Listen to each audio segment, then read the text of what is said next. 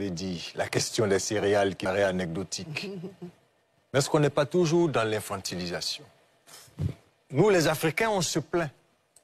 La France nous infantilise, l'Occident nous infantilise. On se retrouve en Russie, un chef d'État qui a pratiquement bloqué tous les ports qui permettaient au pays de s'approvisionner en payant, pas en mendiant, en payant. Il mène une guerre, il bloque tous les ports et il dit, vous qui êtes mes amis, je vais vous donner du blé gratuitement. Est-ce qu'il y a une manière autre d'infantiliser des gens?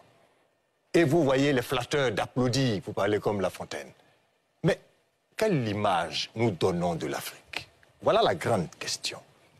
On est dans un triangle, le triangle de Karpman, le triangle dramatique, où il y a le persécuteur, le sauveur et la victime. L'Afrique est dans la logique de la victime qui est persécutée et qui a besoin d'un sauveur. Poutine apparaît comme le sauveur. Je suis de votre côté. L'Occident vous persécute. C'est moi qui peux vous sauver. Mais dans le triangle de Karpman, le sauveur, à un moment donné, lui-même devient persécuteur.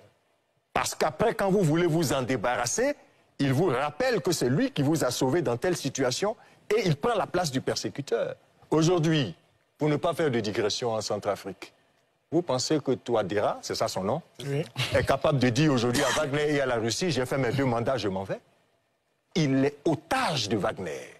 Il est otage de tout ce qui est transaction économique et il va modifier les constitutions de telle sorte qu'il soit là tant qu'il fera l'affaire de la Russie et de Wagner. Idem pour les pays où il y a eu des coups d'État. On a cité tout à l'heure des présidents qui ont fait des putschs et qui commencent petit à petit à troquer le treillis contre la veste. Voilà des gens qui seront candidats quand il y aura des élections. Voilà des gens qui vont modifier les élections. Mais parce que Wagner, comme en Occident, vient faire des affaires et il faut garantir les affaires de Wagner. Voilà ce qui est en train de se faire. Maintenant, je veux dire un mot sur le discours du capitaine Traoré dans son sankarisme boucané, là. Son discours nous dit beaucoup. Parce qu'il traduit les ruminations et les récriminations des Africains.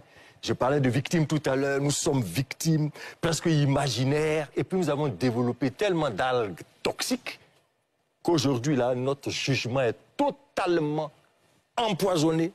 Nous ne pouvons pas être lucides. On n'a plus de dignité. Alors, il n'y a plus de dignité. Voilà en quoi ça s'est traduit. Il dit en substance que sa génération s'interroge. Comment se fait-il que l'Afrique, qui est un continent si riche, soit aussi pauvre en termes d'infrastructures, en termes d'environnement qui puisse favoriser l'essor de la jeunesse, par exemple? S'il ne faisait que s'interroger, et s'il ne faisait que nous interroger, nous, Africains, pour qu'ensemble, on puisse trouver des réponses, ça aurait un sens. Dès qu'il a fini de dire ça, à la limite, il nous suggère la réponse, c'est la faute à la France, à l'Occident et à l'impérialisme. Et la faute aussi à nos chefs d'État. C'est ça qui m'insupporte chez beaucoup d'intellectuels africains. Pourquoi? Dites-nous. Ce qui m'insupporte, c'est nous n'avons pas de responsabilité et que ce qui nous arrive n'est que du ressort de l'autre. Non, c'est clairement identifié. Pour lui, les responsabilités, ce sont nos chefs d'État qui ont mal géré nos États, qui se sont rendus coupables de corruption. Je n'ai pas... Non, mais écoutez, c'est même pas cette lecture-là qu'il faut faire, parce que lui, il est mal formé. Il ne devrait pas être là. Mais il faut qu'il justifie sa présence. Donc il est dans l'éternel hier. Il fait appel à Sankara pour le soutenir, pour qu'on reconnaisse en lui Sankara. Le monde a changé, le monde a évolué. Il y a des défis stratégiques aujourd'hui, il faut qu'ils comprennent ces défis. Et nous, les Africains, avant d'accuser l'autre, avant de dire à chaque fois, mais c'est la faute à la France, quelle est notre part de responsabilité? Il faut qu'on puisse se parler, qu'on puisse savoir où on va. Comment se fait-il que nous subissions ce supplice de Tantale? Parce que c'est ça qu'il décrit, le capitaine Traoré. Tantale, qui est dans un lieu qu'on appelle l'enfer, il a soif, il y a de l'eau à porter, il ne peut pas boire, il a faim, il ne peut pas toucher aux fruits qui sont là, et il a faim dans l'abondance, et il a soif au milieu de la rivière. L'Afrique est tellement riche, mais le paradoxe, c'est qu'on est pauvre dans notre richesse naturelle, on est nécessiteux dans tout ce que la nature nous a donné. Mais il faut que nous puissions nous interroger. Je termine sur ça. L'Afrique, là, les pays africains n'ont pas été les seuls pays colonisés. Ampateba nous rappelle que la vie elle-même est colonisation. Mais le Japon, 2 bombes atomiques sur un seul pays, par l'Amérique. 2 bombes atomiques sur un seul pays. Mais quand ils sortent de là, ils ne récriminent pas au point de s'abandonner totalement. Quel est le secret de ce peuple qui a réussi à nous vaincre? Son secret est certainement dans la connaissance. Dans cette connaissance qui lui a donné la capacité technico-militaire de nous vaincre. Pourquoi nous n'allons pas chercher ce secret? L'Afrique doit chercher à savoir qu'est-ce qui fait la force de ceux qui ont vaincu nos ancêtres, et puis ça nous fait mal là jusqu'à aujourd'hui, de ceux qui ont vaincu nos États, même indépendants, qu'est-ce qui fait la force de ces gens-là? Et nous avons la réponse. Très bien, monsieur, on a un dernier sujet. Landry Couillon ne sait pas. Landry, allez-y. Bon, d'accord. Alors, déjà, moi, j'ai un problème lexique. Sommet France-Afrique. Russie-Afrique, Turquie-Afrique et tout le reste. C'est une réalité. Il faut être pragmatique, c'est une réalité. C'est parce qu'on est tellement petit que dans la balance, il faut bien un État pour pouvoir équilibrer 54 autres États. Ça, c'est la première des choses. Il faut en prendre conscience avant même de parler du lexique. Deuxième chose, c'est que si on est dans cette configuration, si on est tenté tout le temps d'aller vers les autres, c'est parce que, comme les autres l'ont souligné, on n'a pas un plan stratégique global. On ne l'a pas. Même pas pour les autres, mais pour nous-mêmes. Dites-moi, c'est quoi le plan stratégique de développement de l'Afrique qu'elle a dégagé, l'a fait ressortir et qui s'applique? Ça n'existe pas. On a du mal même à pouvoir avoir un fil conducteur unique. On ne l'a pas. On est perdu. C'est en cela que cela profite bien à un Poutine, après la plénière, de rencontrer en B2B. Il sait que chacun va venir faire sa princesse et de dire, par exemple, moi j'ai de la mangue à te proposer. Vous comprenez? Ou que moi j'ai de la tomate, que moi j'ai ceci ou cela. Mais lorsqu'il vous écoute et que vous lui dites que moi j'ai de la mangue à vous proposer, sans lui faire savoir qu'il y a la capacité de transformation locale de cette mangue afin de gagner en valeur ajoutée, il s'est dit, ben, j'ai en face de moi quelqu'un qui ne m'apporte absolument rien. Absolument rien du tout. Donc, on a ce problème-là en interne. Et c'est important de pouvoir le souligner, et comme les autres l'ont fait, il faut que nous-mêmes trouvons des solutions endogènes.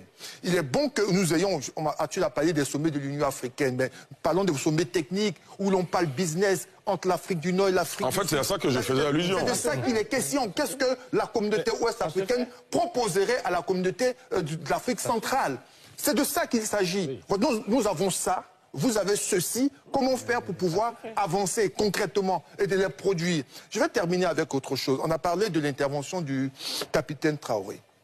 Voici quelqu'un qui dit que ses pères sont des mendiants, sauf qu'il va s'aplaventrir pour quelques céréales. C'est vrai que prendre des céréales au petit déjeuner, c'est mieux que l'herbe. Parce que lorsqu'il prend le pouvoir, il dénonce le fait qu'il y a des populations au Burkina Faso qui mangent de l'herbe. Mais jusqu'à présent, la situation n'a pas changé. Mais vous comprenez que ce qui est triste, c'est qu'on est un continent aussi vaste, des terres arabes énormes, et qu'on est amené à mendier du blé, vous comprenez, des céréales. On est réduit à ça. Et on va faire les louanges de quelqu'un qui va nous donner des céréales comme dans une basse-cour. C'est incroyable. Moi, j'attends de la Russie, de cette grande Russie-là, qu'elle nous aide à pouvoir produire autant de céréales, de blé, en termes de fourniture de matériel agricole, dans la fabrication du matériel agricole, parce qu'elle a l'expertise là-dedans. Mais si la Russie ne vous donnera que ce que vous demandez. C'est ce que j'allais dire. Qu'est-ce que nous demandons à la Russie? Nous sommes allés demander des céréales plutôt que de la sémence, plutôt que du matériel, ou des tracteurs, ou alors la technologie pour pouvoir les fabriquer. Voilà. Nous n'avons rien demandé. Donc on ne peut pas accuser Poutine, proposerait et ferait en Afrique ce que nous méritons d'avoir. Voilà. Si nous voulons juste avoir des soldats pour venir protéger nos palais présidentiels, il le ferait en payant le prix cher. Si nous voulons du blé, il va nous donner du blé selon ses convenances, mais nous n'aurons jamais la possibilité d'en produire. C'est triste de le savoir. Certains disaient que avant c'était des sous-préfets qui allaient au palais de l'Élysée pour pouvoir obtenir quoi que ce soit, mais un sous-préfet au moins il a fait l'ENA. Ici, on n'a vraiment pas des sous-préfets qui sont allés. On a des personnes qui sont allées comme de véritables mendiants pour pouvoir obtenir quelques poignées de blé pour leur population. Bon, on pourra vous répondre qu'ils sont allés également soumettre leurs difficultés en termes d'armement pour renforcer leur arsenal militaire. Non, moi je suis pas très dur, moi je pose la question. Non, c'était Aristide, ensuite professeur Arthur Banga. Juste dis à Ali que je rejoins le professeur Dion pour dire qu'il faut éviter le phénomène de bouc-émissérisation et pour dire au professeur Kouao que là, j'apprends avec le professeur Kouao que la France n'est plus une grande puissance. Je suis quand même étonné parce qu'ils n'ont pas inventé le vaccin de la